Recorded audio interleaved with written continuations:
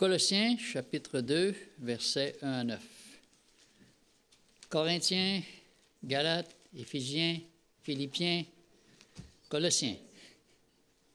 Je veux, en effet, que vous sachiez combien est grand le combat que je soutiens pour vous et pour ceux qui sont à Laodicée et pour tous ceux qui n'ont pas vu mon visage en la chair, afin qu'ils aient le cœur rempli de consolation, qu'ils soient unis dans la charité et enrichis d'une pleine intelligence pour connaître le mystère de Dieu, savoir Christ, mystère dans lequel sont cachés tous les trésors de la sagesse et de la science.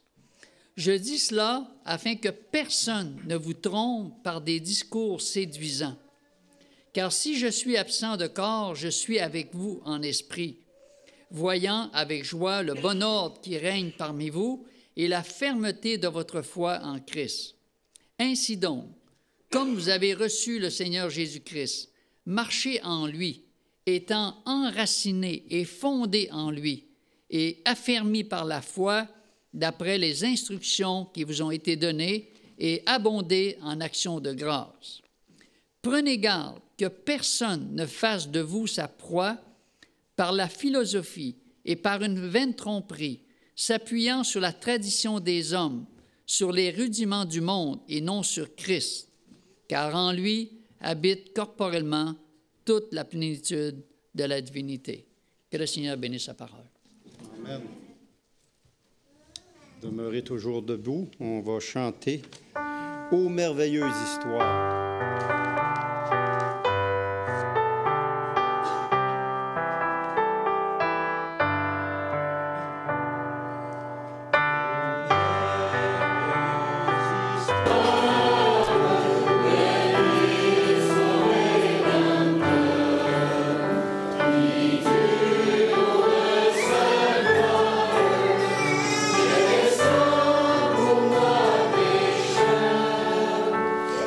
Jésus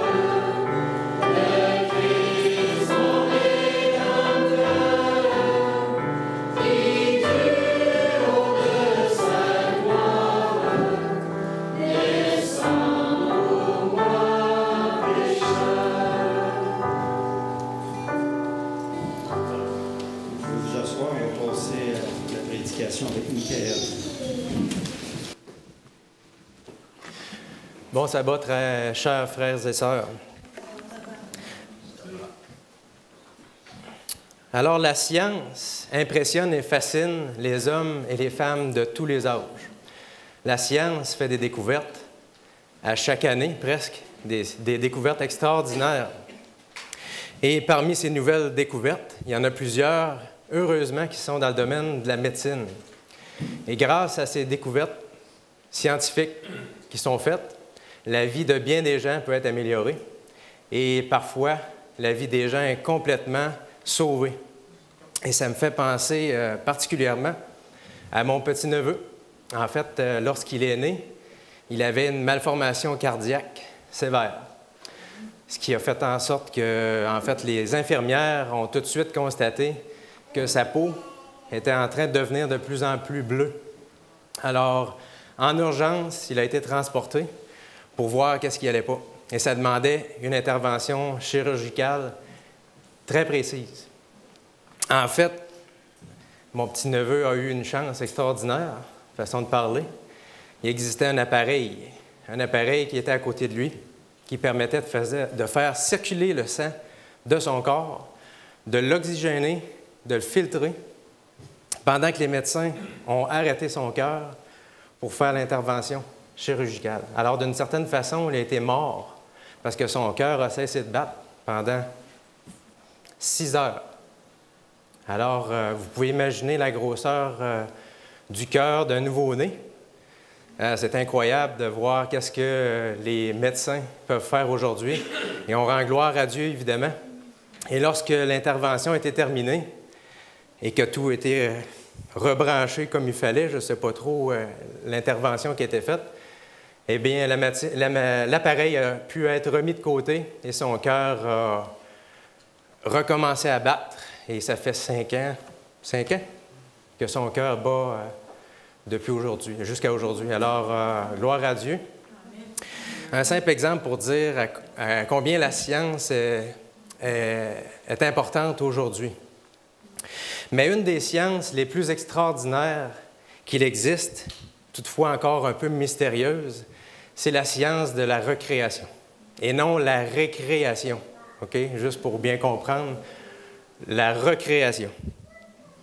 En fait, cette science-là est dévoilée dans Colossiens 2. Colossiens 2 nous parle de cette science.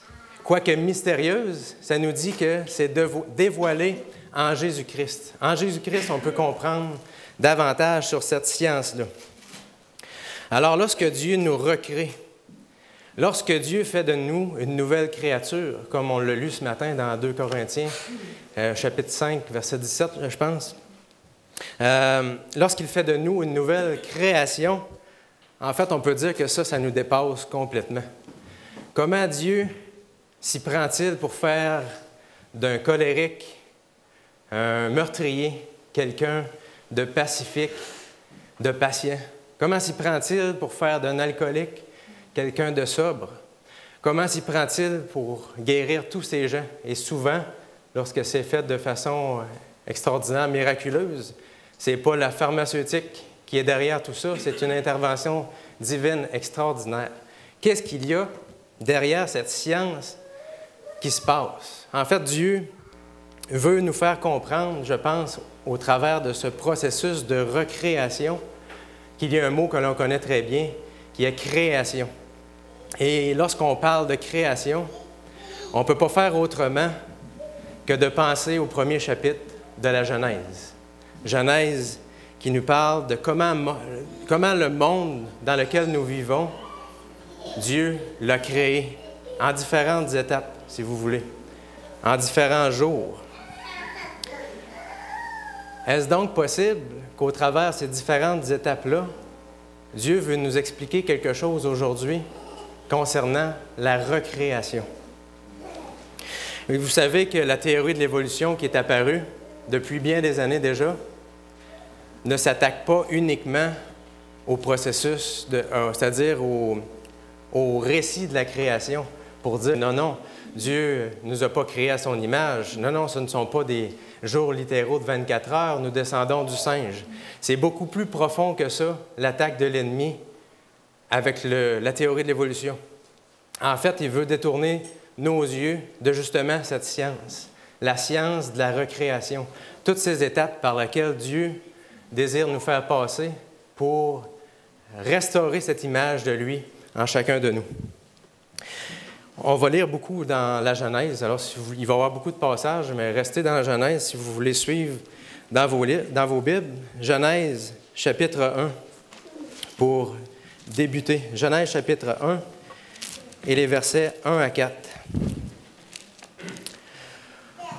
Au commencement, Dieu créa les cieux et la terre. La terre était informe et vide. Il y avait des ténèbres à la surface de l'abîme, et l'Esprit de Dieu se mouvait au-dessus des eaux. Dieu dit que la lumière soit, et la lumière fut. Dieu vit que la lumière était bonne, et Dieu sépara la lumière d'avec les ténèbres. Alors la terre était informe et vide, et les ténèbres couvraient la surface de l'abîme. Et vous savez, avant de rencontrer Dieu, j'étais vide, complètement vide. Et les ténèbres étaient dans ma vie. Il y avait plusieurs questions pour lesquelles je n'avais aucune réponse. D'où est-ce que je viens? Du singe? Est-ce qu'on est une expérience faite par des extraterrestres ou toutes ces possibilités qu'on entend dans le monde et qu'on voit sur Internet? D'où est-ce qu'on vient? Où est-ce que j'en suis dans ma vie? À quoi ça rime tout ça? Avoir un travail? Aller à chaque jour travailler? Revenir du travail? Est-ce que c'est ça la vie? Il n'y a rien d'autre que ça? Et où est-ce qu'on s'en va? Lorsqu'on regarde tout ce qui se passe dans le monde, même ceux qui n'ont pas Dieu dans leur vie se demandent, mais où est-ce qu'on s'en va? Parce que ça fait de plus en plus dur, façon de parler dans notre monde. Avec toutes les catastrophes qui se passent là, je ne vous fais pas un récit pessimiste aujourd'hui, mais lorsqu'on regarde qu'est-ce qui se passe, on doit se demander où est-ce qu'on s'en va et combien de temps toutes ces choses-là vont durer. Avec toutes les personnes qui meurent à chaque année sur cette terre, il est dit qu'il y a une personne sur 3 qui mange à sa faim sur notre planète. Où est-ce qu'on s'en va? Aucune réponse à ces questions-là. Et la vie que je menais, en fait, était complètement contre Dieu. Je piétinais ses commandements. En fait, je les ai transgressés, un après l'autre. Et en fait, en tant que chrétien, Dieu me recherchait, me poussait à la recherche de quelque chose que je n'avais pas. En fait, j'avais une femme, j'avais des enfants. J'avais une femme et des enfants, ça va très bien. Une maison, une carrière, la santé. Qu'est-ce que je peux demander d'autre? Une famille, des amis? Malgré toutes ces choses-là, je réalisais qu'il y avait un certain vide dans ma vie. Et pour se remettre dans le contexte de ce qui se passait dans ma vie, c'est ce que je portais à l'âge de 15 ans. Ça s'appelle un perfecto, the way of life, comme si j'avais compris ce que la vie était. Malgré toutes ces choses-là, j'étais dans les ténèbres. Les plaisirs du moment présent, la drogue, l'alcool, la cigarette, toutes les choses qui pouvaient faire passer le temps. Est-ce que ça me satisfaisait? Absolument pas. Et Dieu, permettez que j'enlève ça. En fait, c'est un beau cadeau que j'ai reçu de mon père. Je le garde. Et c'est malgré une période de ma vie qui a été mouvementée. En fait, je pourrais même parler de ce que j'écoutais. J'écoutais, entre autres, la musique comme Metallica. Je ne sais pas s'il y en a parmi vous qui connaissaient ça. Un des albums qui s'appelle Kill 'Em All, Tuez-les tous. Un autre groupe qui s'appelait Suicidal Tendencies, Tendance suicidaire. Un autre qui s'appelle Marilyn Manson. Et le titre de son album était Antichrist Superstar. La super étoile des antéchrists. C'est ce qui rentrait dans ma tête, jour après jour. Et puis Dieu s'est manifesté. Un collègue de travail partage sa foi. Il dit croire en Dieu au travail. Il parle avec un autre collègue de travail. Et moi de répondre, complètement bouleversé, « T'es pas sérieux, Christian? Tu crois en Dieu? » Un jeune homme dans la vingtaine, assidu, ponctuel, équilibré, qui me dit « Je crois en Dieu ». Ah non, il y a quelque chose qui ne fonctionne pas. Et Dieu avait attiré particulièrement mon attention sur ce collègue de travail, que d'ailleurs est encore mon collègue de travail. Et vous savez comment est-ce que c'est possible? Je n'avais jamais rencontré ce genre de spécimen. Un jeune chrétien. Un autre collègue parlait avec lui et avouait lui aussi croire en Dieu. Et il me partage une cassette VHS remplie de prophéties bibliques. Des prophéties bibliques. Et je vous dis, j'ai littéralement mangé cette cassette. Je l'ai écoutée, ça durait des heures et des heures. Je suis arrivé chez nous, je l'ai écoutée d'un bout à l'autre sans être capable d'arrêter. Incroyable l'appétit que le Saint-Esprit m'avait donné. Et ça me faisait penser justement au livre d'Ézéchiel, au chapitre 3, le verset 1 et 2. Il me dit, « Fils de l'homme, mange ce que tu trouves. Mange ce rouleau et va parler à la maison d'Israël. » J'ouvris la bouche et il me fit manger ce rouleau. Et j'ai mangé. Je l'ai mangé. Et ce n'était pas assez parce que j'avais encore faim. Des études bibliques ont succédé jusqu'à temps que je me retrouve en espion sur la dernière rangée en arrière d'une église adventiste, la petite église de Saint-Henri. Très proche de la porte de sortie pour être sûr, parce que je ne savais pas c'était quoi, ces gens-là, des adventistes du 7e jour. Et en fait, la parole de Dieu nous dit que c'était des saints et des saintes. J'avais jamais vu ça non plus. Alors, j'étais sur mes gardes et je me rappelle particulièrement d'une journée où il y avait eu la Sainte Seine et je les voyais descendre par la porte.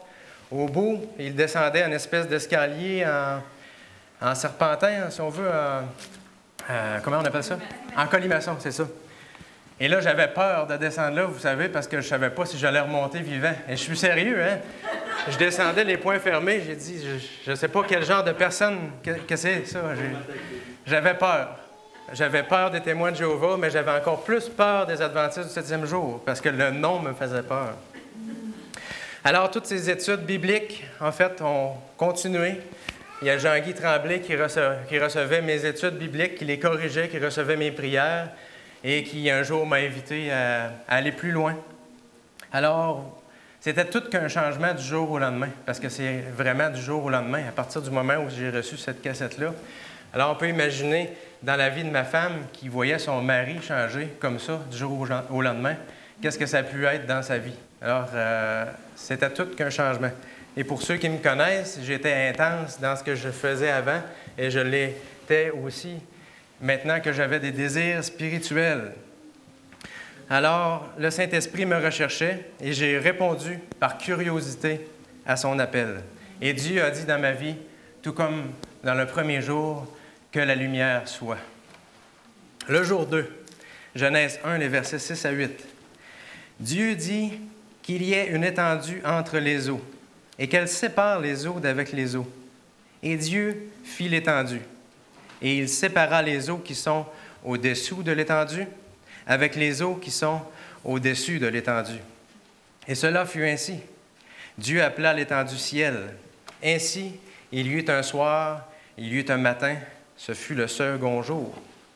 Et après qu'on a commencé à faire la distinction justement entre la lumière et les ténèbres, Dieu désire nous montrer qu'il sépare les eaux. Et les eaux, c'est représenté dans la parole de Dieu comme un symbole des nations, des langues. Alors Dieu désire nous dire qu'après nous avoir montré la lumière, il doit y avoir une séparation d'avec certaines personnes. Et c'est ce que j'ai dû faire, c'est me séparer de certaines personnes que je côtoyais. Dieu ne désire pas qu'on ne revoie plus jamais cette personne ou ces personnes. Mais Dieu désire néanmoins que nous comprenions qu'il est essentiel que certaines fréquentations soient mises de côté. Vous savez, ces fréquentations qui nous éloignent de Dieu, ces fréquentations qui nous encouragent à faire le mal. Dieu désire que nous ayons des fréquentations plutôt qui nous rapprochent de lui et qui nous aident à pratiquer la justice. Alors, est-ce bon pour un homme qui est alcoolique de s'entourer des amis qui vont constamment dans les bars? Dieu désire que nous faisions une coupure, évidemment. Et si nous avons une dépendance à la pornographie et que nos passe-temps de nos amis, c'est d'aller voir les danseuses, ou que nos amis nous montrent constamment des choses sur leur téléphone intelligent. Vous savez, cette dernière joueuse de tennis qui met sa jupe un peu plus courte que les autres, ou je ne sais pas trop quoi. Est-ce que c'est bon qu'on s'entoure de ces gens-là? Dieu désire parfois qu'on soit drastique. Et si des gens ont des problèmes avec la pornographie, peut-être même que c'est essentiel de couper Internet. Vous savez, il y a des gens qui vivent sans ça, encore aujourd'hui sur la planète. Est-ce que ça paraît drastique comme changement? Vous savez que le Jésus que j'ai appris à connaître est plus trop drastique. Entre autres, dans Matthieu chapitre 5, verset 29, il dit « Si ton œil droit est pour toi une occasion de chute, arrache-le et jette-le loin de toi. Loin de toi. Car il est avantageux pour toi qu'un seul de tes membres périsse, que ton corps entier ne soit jeté dans la géhenne. » Dieu nous appelle à changer nos habitudes. Dieu nous appelle à changer nos fréquentations. Dieu désire que nous soyons le sel de la terre, mais que nous ne perdions pas notre saveur. Dieu désire que nous vivions parmi les hommes, mais que nous soyons complètement différents d'eux, afin que les gens puissent avoir quelqu'un vers qui se retourner. Et vous savez qu'il y a aussi une séparation qui est plutôt naturelle qui se fait à mesure que nos goûts changent, alors que Dieu est en train de transformer notre cœur. Les désirs qu'on a de passer du temps avec ces gens-là, parfois, deviennent plus rares. Et vous savez que lorsqu'on ne fait que penser et parler de choses spirituelles, il y a une espèce de séparation qui se fait assez naturellement dans la famille, avec les amis. Je ne sais pas si ça vous est arrivé, là, mais moi, ça m'est arrivé assez vite. Alors que mes amis, tout d'un coup, recevaient des courriels spirituels intitulés « Saviez-vous que ?» et que je leur expliquais les prophéties de Daniel, il y en a qui ont été dérangés. Il y en a plusieurs qui ont été profondément choqués aussi. J'ai reçu des bêtises par courriel de mes amis. Alors, il y a une espèce de séparation naturelle qui se fait alors que Dieu recrée en nous un nouveau cœur. Et Dieu désire aussi nous montrer qu'il n'y a aucun lien entre les ténèbres et la lumière. 2 Corinthiens 6, 14 à 17 nous dit « Ne vous mettez pas avec les infidèles sous un joug étranger, car quel rapport y a-t-il entre la justice et l'iniquité? Qu'y a-t-il de commun entre la lumière et les ténèbres? Quel accord y a-t-il entre Christ et Bélial? Ou quelle part a le fidèle avec l'infidèle? Quel rapport y a-t-il entre le temple de Dieu et les idoles? Car nous sommes le temple du Dieu vivant. Comme Dieu l'a dit, « J'habiterai et je marcherai au milieu d'eux. Je serai leur Dieu et ils seront mon peuple. » Et écoutez bien, c'est pourquoi sortez du milieu d'eux et séparez-vous, dit le Seigneur. Ne touchez pas à ce qui est impur, et je vous accueillerai. Dieu nous appelle à nous séparer après qu'il nous ait montré la lumière. Et il est intéressant de noter aussi que ce qui sépare les eaux qui sont en haut d'avec les eaux qui sont en bas, c'est de l'air. Et l'air, dans la parole de Dieu, ou le vent, symbolise souvent l'action du Saint-Esprit. Alors, c'est le Saint-Esprit qui, dans nos vies, nous sépare de ces foules-là. Et qui va faire en sorte qu'on va réaliser que, ouais, finalement, mes frères et sœurs de l'Église, on a pas mal plus de points en commun. Ma Bible, finalement, a pas mal plus de choses intéressantes à me dire que toutes ces autres lectures et toutes ces autres choses que j'entends. J'aime pas mal mieux me tourner vers la parole de Dieu qui correspond à ce que Dieu met dans mon cœur. Le Saint-Esprit. Et vous savez que le Saint-Esprit, ça nous est accordé lorsqu'on le demande. Demandez, vous recevrez. Et lorsqu'on sait que c'est par la prière que le Saint-Esprit nous est accordé et qu'on comprend vraiment ces choses-là, c'est pour cette raison-là que le mercredi, on vient à la réunion de prière ou qu'on en fait chez nous. Parce qu'on a compris qu'on ne peut pas se passer de l'action du Saint-Esprit dans nos vies. On ne peut pas se permettre de passer à côté de cette action-là, que ce soit seul, que ce soit avec notre femme, notre mari, que ce soit entre frères et sœurs. Il faut se mettre sous l'influence du Saint-Esprit pour que Dieu puisse vraiment agir dans nos vies. Au deuxième jour, Dieu désire donc nous faire comprendre qu'il désire nous séparer du monde et que nous devons être remplis de son esprit. Et vous savez que lorsque cela se produit dans vos vies, c'est quelque chose d'excitant. Je ne sais pas si vous avez vécu ça de la même façon que moi, mais lorsqu'on commence à aimer les choses qu'on détestait, vraiment, et commence à détester les choses qu'on aimait, c'est quelque chose d'extraordinaire. C'est une science qui nous dépasse. C'est quelque chose qui se passe en dedans de nous qu'on n'est pas capable d'expliquer en détail. Comment est-ce que Dieu s'y prend pour me faire aimer les choses que je détestais? Je détestais les choses spirituelles. Comment est-ce que ça se fait que j'aime tant ça aujourd'hui? Une science qui me dépasse. Et on devient excité parce qu'on devient un témoin vivant, finalement, que Dieu existe vraiment et qui peut vraiment transformer nos vies. Alors, est-ce qu'on peut entendre un amen à ça? Dieu change nos vies et c'est quelque chose d'extraordinaire. Jour 3, Genèse 1, 9 à 12. Que les eaux qui sont au-dessous du ciel se rassemblent en un seul lieu et que le sec paraisse. Et cela fut ainsi. Dieu appela le sec terre et il appela l'amas des eaux mer. Dieu vit que cela était bon. Puis Dieu dit que la terre produise de la verdure, de l'herbe portant de la semence, des arbres fruitiers donnant du fruit selon leur espèce, ayant en eux leur semence sur la terre. Et cela fut ainsi. La terre produisit de la verdure, et l'herbe portant de la semence selon son espèce, et des arbres donnant du fruit, ayant en eux leur semence selon leur espèce. Dieu vit que cela était bon. Dieu, après nous avoir montré la différence entre les ténèbres et la lumière, après qu'il nous ait séparés du monde, Dieu désire maintenant que nous portions du fruit. Porter du fruit. On lit ceci dans la parabole de Jésus, dans l'Évangile selon Luc, chapitre 8, verset 15.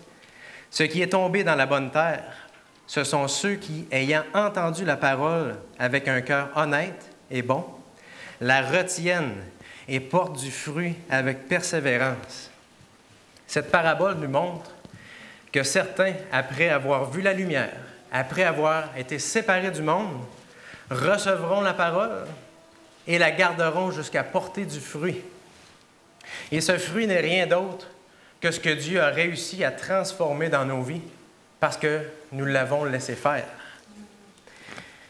Notre vie transformée nous fait vivre pour Christ et nous confessons le nom de Jésus par notre vie à tous ceux qui nous entourent. Et ces choses-là sont perceptibles. Christ ne nous appelle pas seulement à différencier la vérité avec l'erreur. Dieu nous appelle à une vie active. Dieu désire que nous pratiquions ce qui est juste. Et ce fruit est vraiment quelque chose que Dieu s'attend d'apercevoir dans nos vies. Il désire apercevoir ce fruit dans nos vies. Et dans Jean 15, nous sommes comparés à une branche et Jésus est le tronc. Jean 15, 5 nous dit « Je suis le cep, vous êtes le serment. Celui qui demeure en moi et en qui je demeure porte beaucoup de fruits, car sans moi, vous ne pouvez rien faire. » Dieu désire donc que nous portions beaucoup de fruits, que nous le choisissions finalement à chaque décision qu'on a à prendre. Il n'y a rien de compliqué. Est-ce que je fais ce que Dieu désire parce qu'il me l'a montré dans sa parole? Ou je fais ce que moi, ça me tente de faire parce que ça me tente de le faire, point final? Comment est-ce que ça fonctionne? Est-ce que Dieu demeure en nous par sa parole? Ou finalement, nous sommes une branche détachée du tronc? Si nous demeurons en Christ, nous verrons des fruits. Et vous savez que le verset 8 de Jean 15 nous dit que la présence de ces fruits-là est la démonstration que nous sommes réellement un disciple. Et si ces fruits ne sont pas présents dans nos vies, c'est possible alors que le processus de recréation ait été interrompu. C'est quelque chose qui est possible. Mais vous savez que les plantes qui poussent dans notre monde ne cessent de croître. Et si nous arrêtons de croître, nous aussi, dans notre vie spirituelle, tout comme la plante, nous mourrons. Jour 4, Genèse 1, 14 à 18. Dieu dit qu'il y ait des luminaires dans l'étendue du ciel pour séparer le jour d'avec la nuit. Que ce soit des signes pour marquer les époques, les jours et les années, et qu'ils servent de luminaires dans l'étendue du ciel pour éclairer la terre, et cela fut ainsi. Dieu fit les deux grands luminaires, le plus grand luminaire pour présider au jour et le plus petit luminaire pour présider à la nuit. Il fit aussi les étoiles. Dieu les plaça dans l'étendue du ciel pour éclairer la terre, pour présider au jour et à la nuit, et pour séparer la lumière d'avec les ténèbres. Dieu vit que cela était bon. Et maintenant, nous avons une nouvelle lumière, la parole de Dieu, qui devient une lampe à nos pieds, qui devient une lumière sur notre sentier. Et vous savez que la comparaison dans la parole de Dieu est souvent faite avec Jésus, le Fils de Dieu, le seul qui est comme le Père, comme étant la lumière. Avant, on faisait ce qu'on pensait qu'il était bien de faire, en fonction de ce qu'on ressent. Je me sens comme ça, j'agis comme ça. Ou les gens nous conseillent. Vous savez, les gens qui n'ont pas Dieu dans leur vie, « Ah, tu devrais faire ça. » Alors on agit de cette façon-là. Ou parfois aussi, c'est nos expériences personnelles. « Ah, j'ai vécu ça, ça, ça, alors à cause de ces raisons-là, c'est comme ça que je vais agir. » Mais Dieu dit maintenant, tu as une nouvelle lumière dans ta vie. C'est plus ce que les gens te disent qui a de l'importance. Ceux qui n'ont pas Dieu dans leur vie, évidemment. Ce n'est plus comment tu te sens qui doit diriger ta vie. Ce n'est plus tes expériences personnelles. Maintenant, la parole de Dieu va diriger ta vie. La nouvelle lumière, la grande lumière. La parole de Dieu nous présente dans Malachie 4 Jésus comme étant le Messie, le soleil de justice. Malachie 4, verset 2 nous dit « Mais vous qui craignez mon nom, mais pour vous qui craignez mon nom, se lèvera le soleil de la justice, et la guérison sera sous ses ailes. Vous sortirez et vous sauterez comme les veaux d'une étable. » Alors, cette nouvelle lumière nous guide, nous aide encore une fois à faire la distinction entre ce qui est bien et ce qui est mal. Et au travers de ces enseignements, on peut connaître ce qui est juste. Et le soleil, dans le passage qu'on vient de lire, c'est dit qu'il doit présider.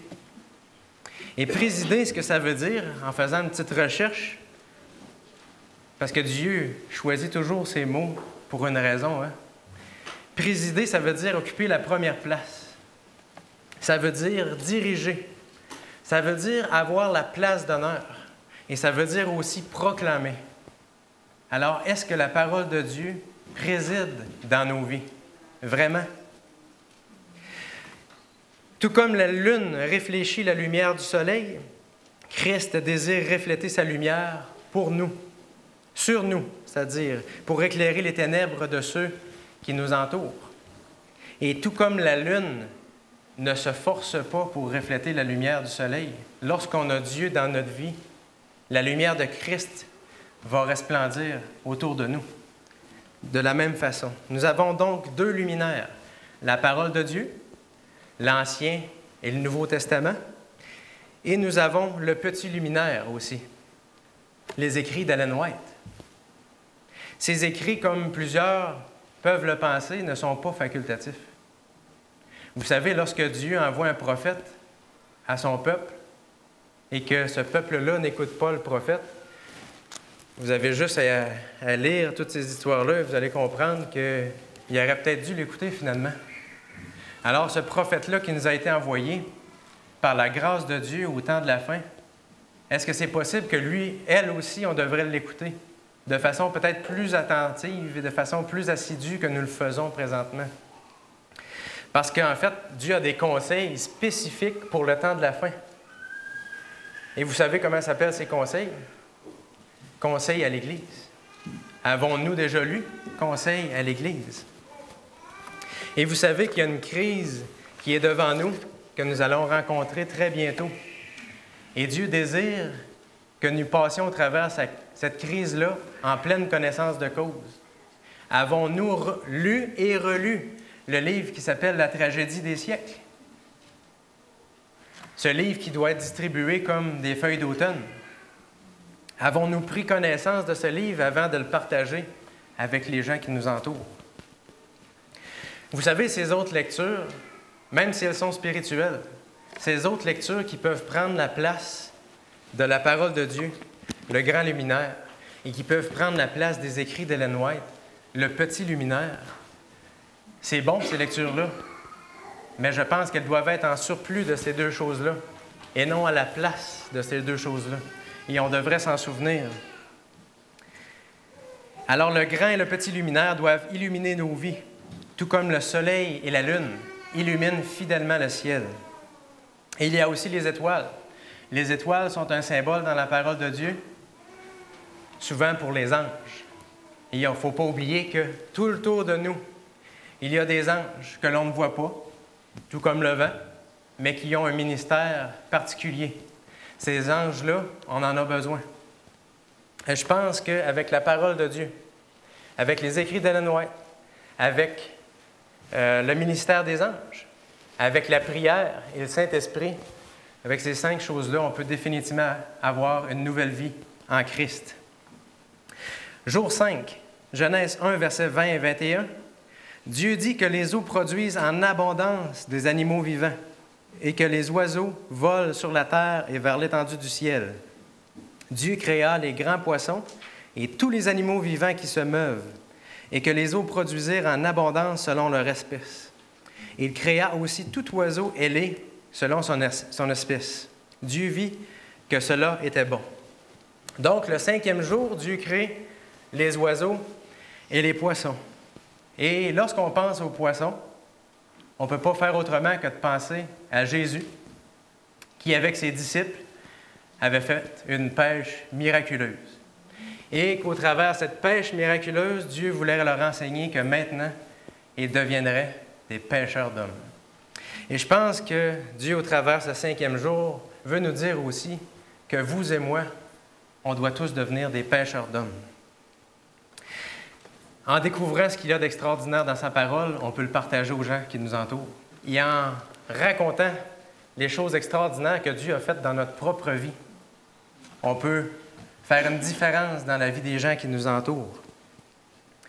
Et vous savez que Satan ne désire absolument pas que l'on découvre que nous sommes dans les ténèbres, que nous nous séparions du monde, que nous portions du fruit, que nous recevions de plus en plus de lumière et que nous partagions cette lumière-là avec les gens qui nous entourent.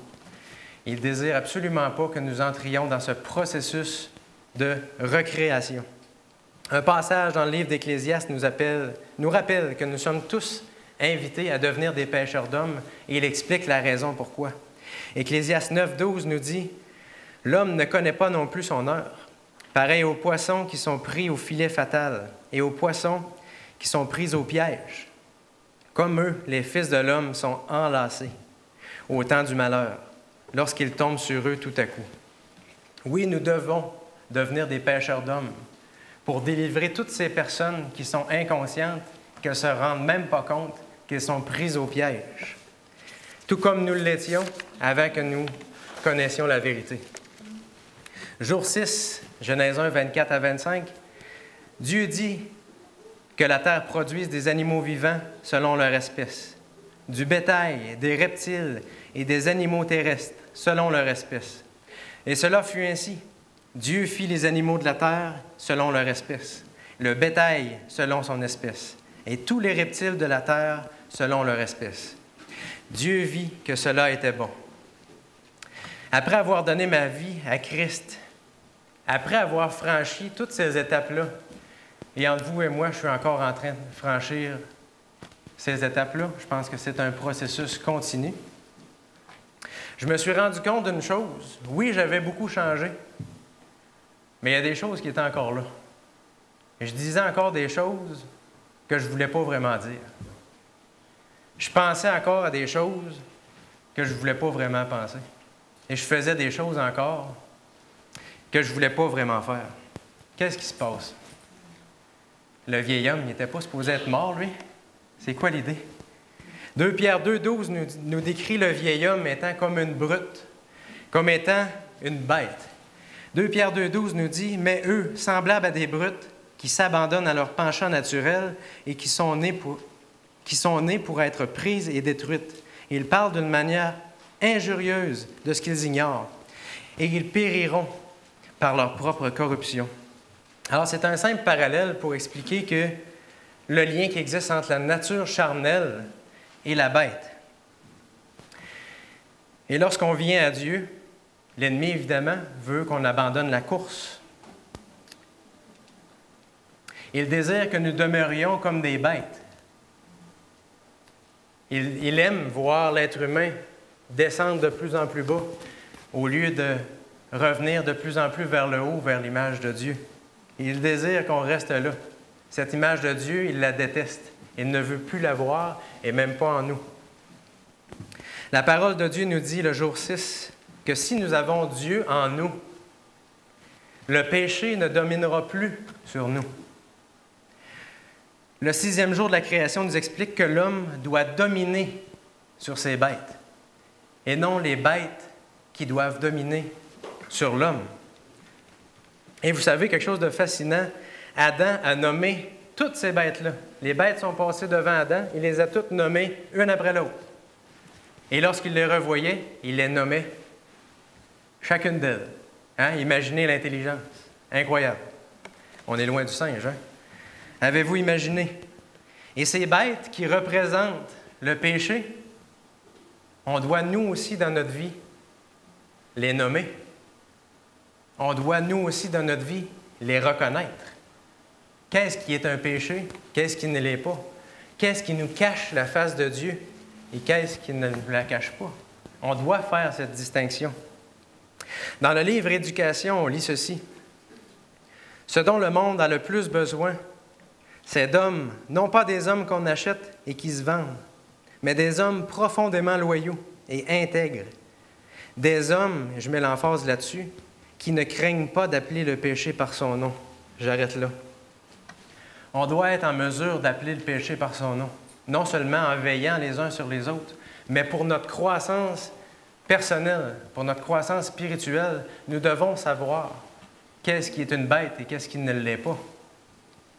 Dieu nous dit, en Christ, vous avez la victoire. Dominez sur ces bêtes. Et vous savez qu'il y a certaines bêtes dans notre vie, possiblement qu'on n'a pas encore réussi à avoir la victoire là-dessus. Mais Dieu dit, ayez la foi que non seulement j'ai le désir, mais aussi la puissance de vous en délivrer. Et c'est une réalité. Nous devons dominer sur ces bêtes. En fait, nous devons non seulement recevoir la vie parfaite de Jésus, mais nous devons la vivre. Nous devons rendre Dieu, en fait, nous devons laisser Dieu rendre dans notre vie cette vie-là concrète. Ça s'appelle la sanctification. Est-ce que Dieu est réellement en train de nous redonner la domination? Jour 7, Genèse 2, 1 à 4. Ainsi furent achevés les cieux et la terre et toute leur armée. Dieu acheva au 7e jour son œuvre qu'il avait faite, et il se reposa au 7e jour de toute son œuvre qu'il avait faite. Dieu bénit le 7e jour et il le sanctifia. Parce qu'en ce jour, il se reposa de toute son œuvre qu'il avait créée en la faisant. Voici les origines des cieux et de la terre quand ils furent créés. Dieu, après ces 6 premiers jours, après ces 6 premières étapes de recréation, désire non seulement que nous entrions dans un repos de sabbat, mais il désire aussi que nous entrions dans un repos du mal qui agit dans le monde dans lequel on vit. Dieu désire que nous entrions dans ce processus de recréation, dans cette étape de repos, et ça s'appelle le repos en Christ. Et vous savez que la parole de Dieu utilise le repos ou le sommeil, parfois pour illustrer la mort. Et je pense que cette dernière étape-là aussi implique la mort. La mort de ce que nous, on veut faire, pour laisser Dieu vraiment agir complètement dans notre vie. Un passage toujours dans le livre d'Éducation nous explique un peu plus ce processus, cette dernière étape de mort qui est essentielle pour entrer dans ce repos. Ce n'est pas le hasard qui forge le caractère de tels hommes. Ce n'est pas non plus une grâce particulière, des dons spéciaux accordés par la Providence. Un noble caractère est le fruit d'une discipline personnelle. Personnelle, ça c'est vous, c'est moi, à chacun de nous, une discipline personnelle. De la soumission de la nature inférieure à la nature supérieure. Ça implique donc une soumission complète. C'est le moi qui se donne tout entier au service de l'amour de Dieu et des hommes. Avons-nous donné notre moi tout entier au service de Dieu et des hommes? Posons-nous la question.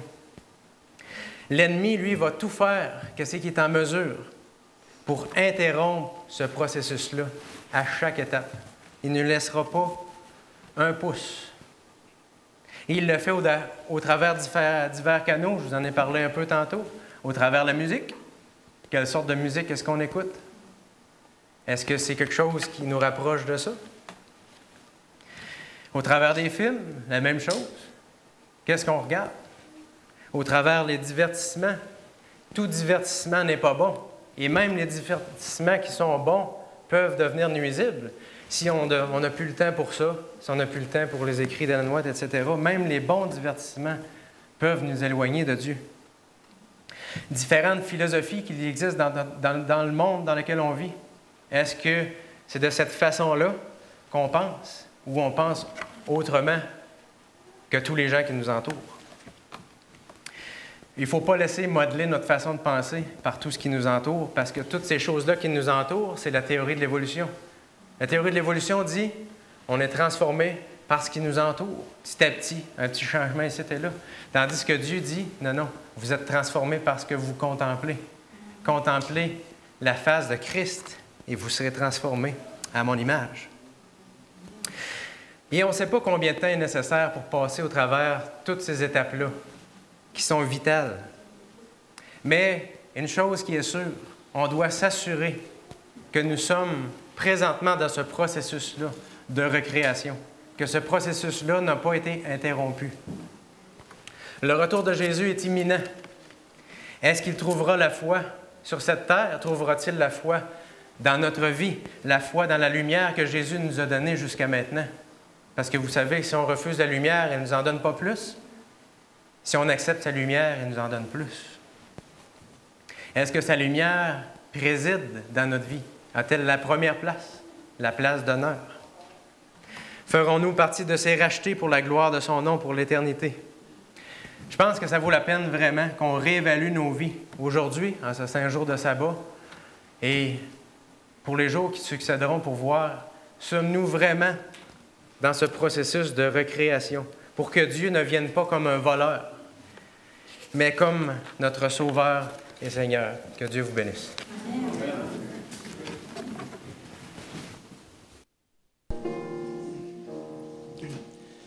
Poursuivons notre course avec persévérance et que rien ici-bas n'entrave notre arbre. Déjà paraît le but, au sublime espérance.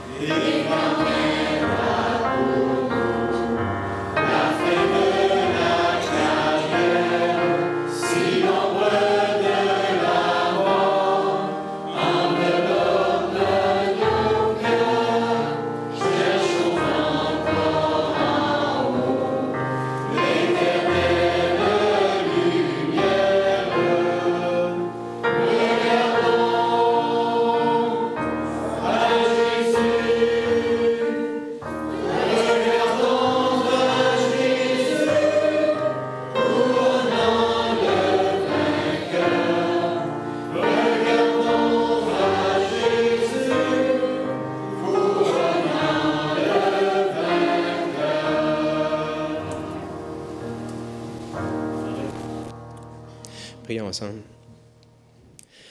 Éternel notre Dieu, merci pour le privilège que nous avons de connaître Jésus. Et puissions-nous, à chaque jour, à chaque instant, contempler sa face et que nous puissions être transformés à sa ressemblance.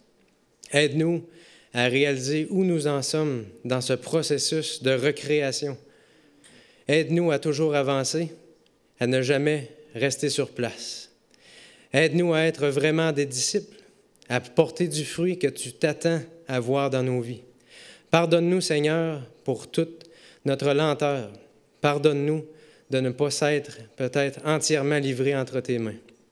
Et que ça puisse changer maintenant. Qu'au nom de Jésus, tu puisses nous aider à s'abandonner entièrement entre tes mains.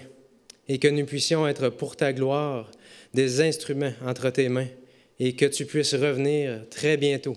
Au nom de Jésus, on prie. Amen. Amen.